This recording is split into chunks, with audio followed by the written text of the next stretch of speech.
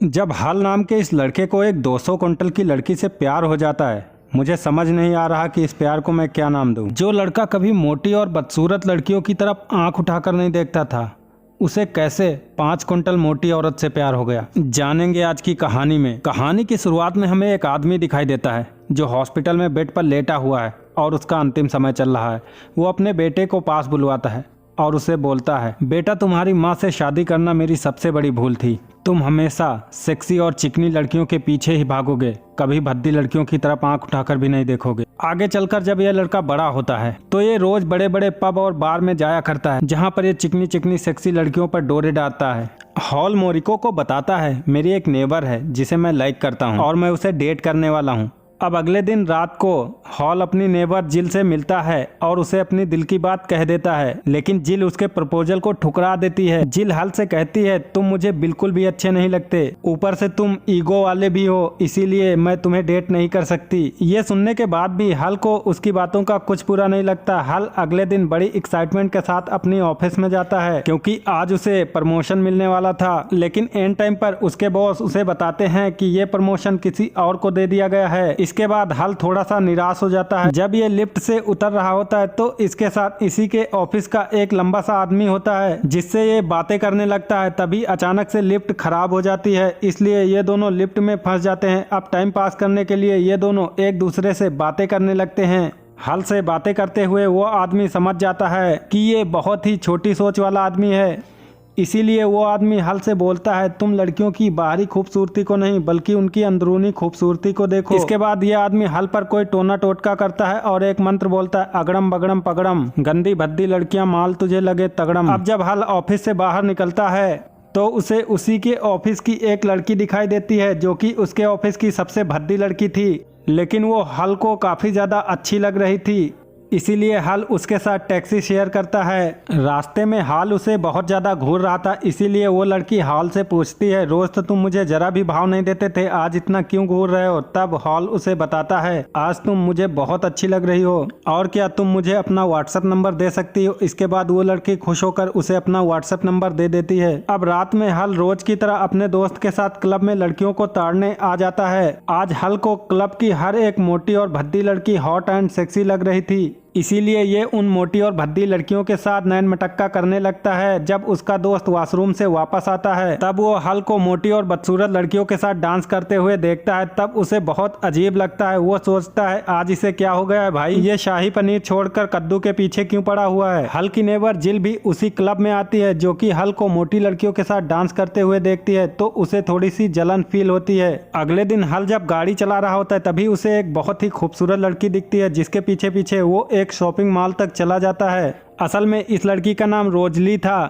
ये देखने में बहुत ही मोटी और भद्दी थी, लेकिन हॉल को टोने टोटकी की वजह से ये बहुत ही सेक्सी लग रही थी। रोजली मॉल में कच्छी खरीद रही होती है, तभी ये उसके पास जाता है और बोलता है, ये इतनी बड़ी कच्छी तुम किस दानों के लिए खरीद रही हो, तुम तो एक कमसिन कली हो, तुम्हारे लिए तो 28 साइज की ठीक रहेगी। अब हल उसके ऊपर डोरे डालने लगता है और उसकी तारीफों के पुल बांध देता है। रोजली को लगता है शायद ये मेरे साथ मजाक कर रहा है, क्योंकि आज तक किसी ने भी उसे भाव नहीं दिया था, यहाँ तक कि कोई उसे देखना भी पसंद नहीं करता था। लेकिन हल को तो रोजली किसी सपनों की रानी से कम नहीं लग रही थी, इसीलिए वो उसके सामने शायरी पे शायरी मारता जा रहा था। अब रोजली को लगने लगता है शायद ये मेरे प्यार में दीवाना है। अब ये दोनों एक कॉफी शॉप में पहुंच जाते हैं जहां पर ये दोनों एक दूसरे को अपने बारे में बताते हैं। रोजली हल से बताती है कि वो बच्चों के हॉस्पिटल में काम करती है और उसे समाज सेवा करना बहुत अच्छा लगता है।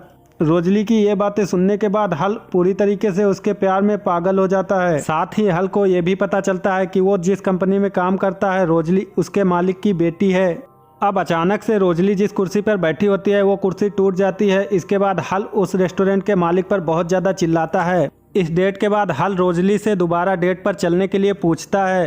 अब अगले दिन हल अपने दोस्त मोरिको को रोजली से मिलाने ले जाता है। तब रोजली को देखते ही मोरिको हल से बोलता है, तुम इस मोटी भैंस जैसी लड़की से कैसे प्यार कर सकते हो, इसके नीचे दबकर कहीं तुम मर न जाओ, तुम इससे दूर ही रहना। चूंकि हल रोजली के प्यार में बिल्कुल ही अंधा हो चुका था, इसीलिए वो अपने ठरकी दोस्त की एक भी बात नहीं सुनता।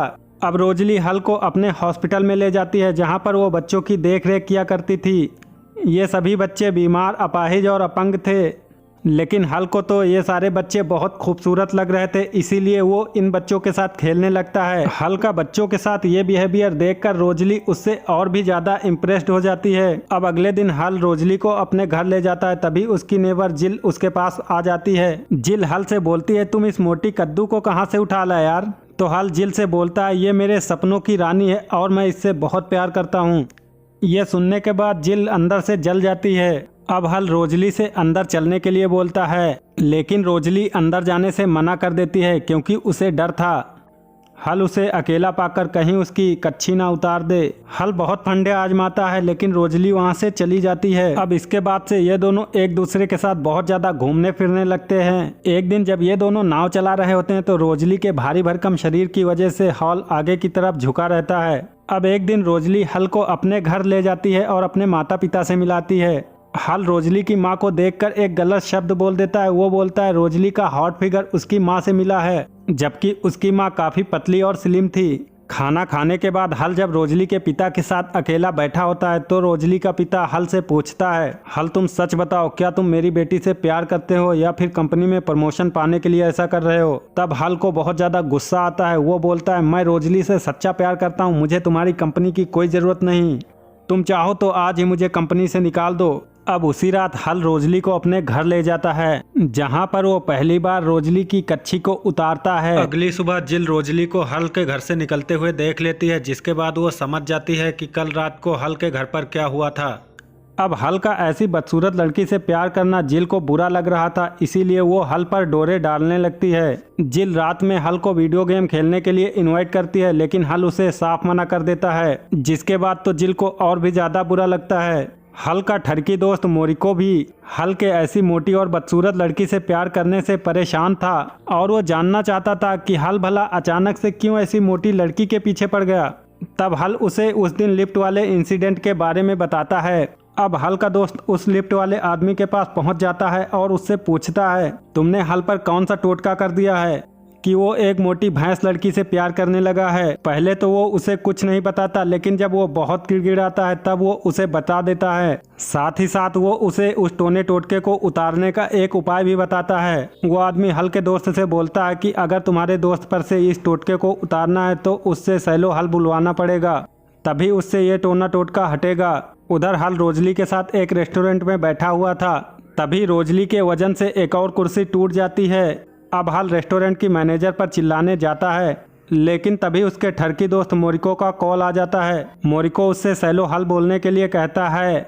हल भी सैलो हल बोल देता है। अब सैलो हल बोलते ही हल का टोना टोटका उतर जाता है और जब वो कॉल को कट करके वापस आता है तो उसे कहीं भी रोजली नजर ही नहीं आती, क्योंकि अब उसका लड़कियों को देखने का नजरिया बदल चुका था। इसीलिए वो रोजली जो अब मोटी हो चुकी थी ये उसे पहचान ही नहीं पाता। अब मोरिको उसके पास आता है और उसे सारी कहानी बताता है। पहले तो हल को उसकी बात पर यकीन नहीं होता है, लेकिन तभी उसे उसके ऑफिस वाली वही बदसूरत लड़की मिल जाती है। इस लड़की की शक्ल देखते ही हल अपनी दोस्त की बात पर यकीन कर लेता है और वो समझ जाता है कि जरूर मेरे साथ कोई टोना टोटका हुआ था, इसीलिए उस दिन ये लड़की मुझे बहुत खूबसूरत लग रही थी।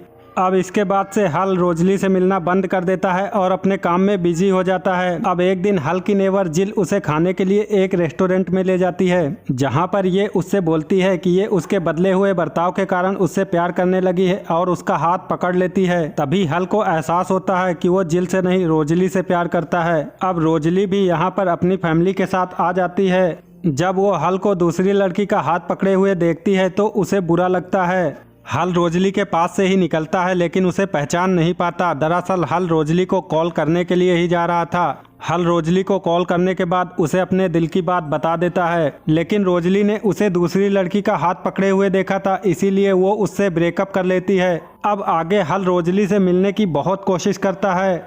वो उसके हॉस्पिटल भी जाता है, लेकिन रोजली हल से मिलने से मना कर देती है। अब अगले दिन हल जब मोरिको से मिलता है तो मोरिको उसे बताता है कि मेरे पीछे एक पूंछ है जिसे ऑपरेशन करके नहीं निकाला जा सकता, इसीलिए मैं लड़कियों को छोड़ दिया करता था। हल यहाँ पर मोरिको को उसकी पूंछ गॉड गिफ्टेड कहकर उसे मोटिवेट करता है। आगे हल रोजली को ढूंढते ढूंढते एक पार्टी में पहुंच जाता है, जहाँ पर वो रोजली से अपने दिल की बात बताता है। और उससे माफ़ी भी मांगता है। यहाँ पर हल रोजली से बोलता है, मुझे तुम्हारे वजन से कोई मतलब नहीं, मैं तुमसे सच्चा प्यार करता हूँ। मैं तुम्हारे वजन के नीचे दबकर मर भी जाऊँ तो कोई फर्क नहीं पड़ता। चूंकि रोजली भी हल से प्यार करने लगी थी इसीलिए वो मान जाती है। अब हल रोजली को किस करता है और उसे उठाने की कोशिश करता है, लेकिन लाख कोशिश के बाद भी वो उसे नहीं उठा पाता। तब रोजली ही हल को उठाकर बाहर ले आती है। उधर हल के दोस्त को भी एक लड़की मिल गई थी जिसे उसकी पूंछ से कोई प्रॉब्लम नहीं थी। और इसी के साथ ही ये कहानी खत्म हो जाती है। इसी तरीके की और भी इंटरेस्टिंग कहानियाँ सुनने के लिए चैनल को सब्सक्राइब करके वीडियो को लाइक करें।